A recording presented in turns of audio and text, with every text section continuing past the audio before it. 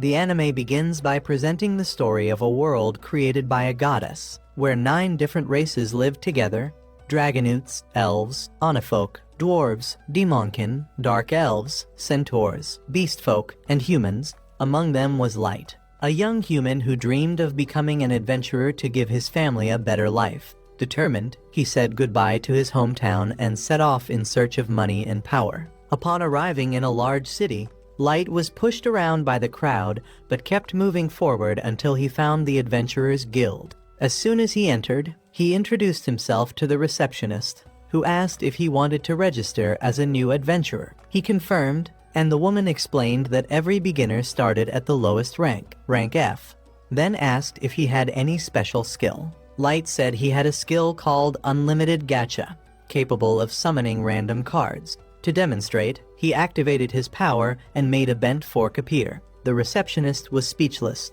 trying to justify himself. Light said that the gacha was useful, but when he continued the tests, he only managed to summon a rotten apple and a piece of moldy bread. Embarrassed, he explained that this didn't usually happen. The receptionist confirmed that he indeed fit perfectly into rank F. After receiving his adventurer card, Light asked for some missions. She told him to look at the quest board, but noticed by his expression that he couldn't read. Because of that, she offered him the jobs no one wanted: cutting grass, carrying dirt, and collecting firewood, warning him that the payment would be low. Even so, Light gladly accepted the simple tasks. After a long day of hard work, he earned enough money to rent a room at an inn. However, before he could rest, 3 beastmen surrounded him, knocked him down, and laughed at him. The leader took the money he had earned, mocking him for causing such a fuss over so little. Light asked them to leave him alone, but the wolf man punched him, throwing him to the ground.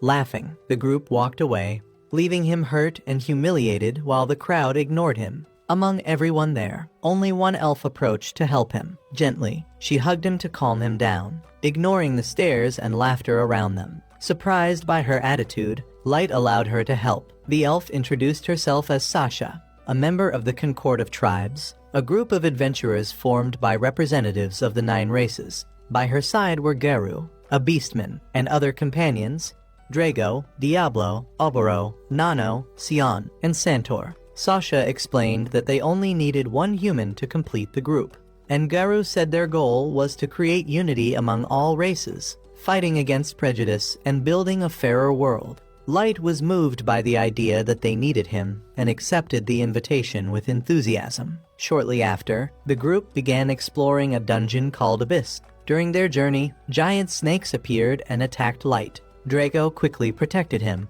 while Sasha took down another serpent with her bow, warning him to be more careful. Sitting beside him, she treated his wounds gently. The others began teasing her for acting so protective. Embarrassed, Sasha tried to hide it, saying she was only taking care of a teammate. But the group kept laughing, making her blush. Drago reassured Light, saying that making good tea was contribution enough. Amid jokes, everyone went deeper into the dungeon. When they reached a dead end, Drago asked them to stop. Light thought they were taking a break and began preparing tea, but Drago interrupted, saying they didn't need him because they were expelling him from the group. Light thought it was a joke, but Drago's expression remained cold. Garu confirmed it, saying they didn't need him anymore. Sasha, who had once shown kindness, now looked at him with contempt. Sion and Nano also mocked him, calling him useless, while Diablo and Oboro felt relieved to get rid of what they called dead weight. Confused, Light asked why they were being so cruel after all their kindness. Garu revealed that it had all been an act. They only wanted him to join the group. When Light asked why, Drago explained that they had recruited him because of his special ability, believing he was a maestro capable of summoning valuable powers. But after realizing that unlimited gacha was worthless, they decided to get rid of him. Light tried to argue, saying that even if his ability was unpredictable, he could still help, but Garu just laughed, calling him a failure and saying that a talentless human had no place among them. Thus, abandoned and disillusioned, Light realized that all their camaraderie had been nothing but a lie. Sasha thought they had already taken too long to get rid of him. She felt enormous relief even knowing they could obtain a maestro's blood. Just imagining marrying someone as inferior as Light made her entire body shiver. Light was speechless after hearing that, and Drago decided to end things once and for all. He ordered Garu to finish off the boy before other adventurers arrived, and only then did Light realize the real danger he was in. Seeing their threatening looks, Light understood they intended to kill him. Drago stated they had received orders to eliminate any potential problem. Garu drew his wolverine claws and lunged forward, slashing Light's face. The boy panicked as he saw the blood dripping down. While the group watched coldly, he ran away screaming, overcome by fear. Garu mocked him, saying he could run all he wanted, he would just end up as food for the monsters of the abyss. But Sasha shot an arrow that struck his leg, stopping any chance of escape. Light fell to the ground, and Garu amused himself with his pain. He kicked him hard in the stomach, sending him forward, and kept beating him mercilessly until Sasha interrupted, reminding him that they needed to make it look like an accident. Then Garu raised his claw for the final blow. Facing death approaching, Light crawled, desperately trying to stay alive. Garu grew excited at the sight, watching the weak boy struggle for his life. Suddenly, Light's hand touched a teleportation trap. Drago shouted for Garu to kill him before the spell activated.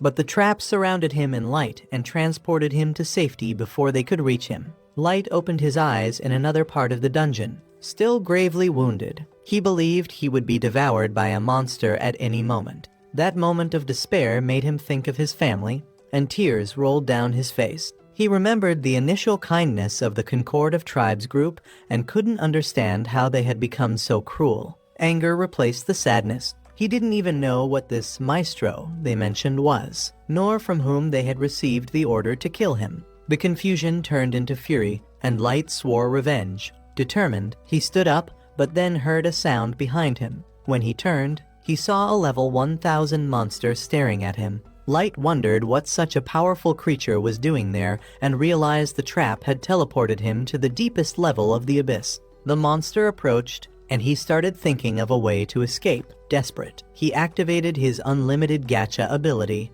summoning a large magic circle in front of him. To his surprise, Light saw the circle release an intense aura, and then a girl dressed as a maid appeared. In the blink of an eye, she completely destroyed the monster. Before Light's stunned gaze, the girl cleaned all the creature's remains with a simple wave of her arm. She approached and knelt before him, healing each of his wounds with magic. She apologized for acting without permission, saying she couldn't stand seeing him hurt, and humbly asked him to tell her his name. Light introduced himself. Enchanted, the girl repeated his name several times and declared that, according to the maid's code of honor, she swore total loyalty to him. Not understanding who she was, Light asked her name, and she replied that she was May, the ever-seeking maiden, level 9999. May explained that she was a super ultra rare card from Light's unlimited gacha. The boy said his gacha only produced trash and found it impossible that someone so incredible could have come from it. May replied that she was just a simple maid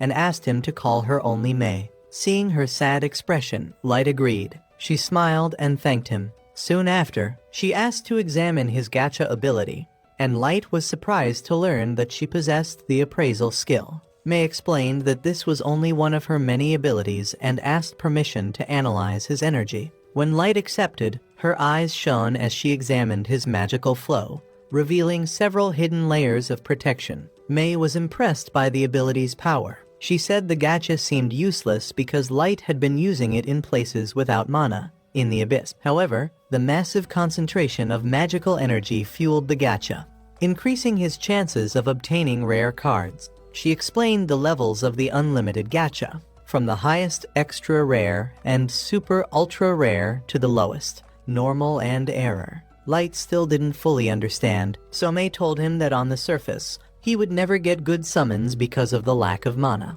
She praised him for discovering the gacha's potential and daring to enter the abyss to try to draw a rare card, but pointed out that it was extremely dangerous to do so alone. Light said he hadn't come alone, he had descended with a group, but they betrayed and tortured him. Remembering what he had suffered, Light began to cry, revealing everything to May. He said he only wanted to live honestly to help his family. May watched him carefully, feeling the weight of the pain he carried after so much cruelty and betrayal. At last, Light fell to his knees, declaring that he would never forgive those cruel people who had hurt him. Mai wrapped him in an embrace, trying to comfort him. In her arms, Light gradually calmed down and stopped crying. With a determined look, Mai said that she might never fully understand his pain, but she would use all her strength to make the Concord of Tribes pay for what they had done. Light looked at her, surprised, as Mai promised to place each of their heads before him without hesitation. He stopped her before she could go through with the idea.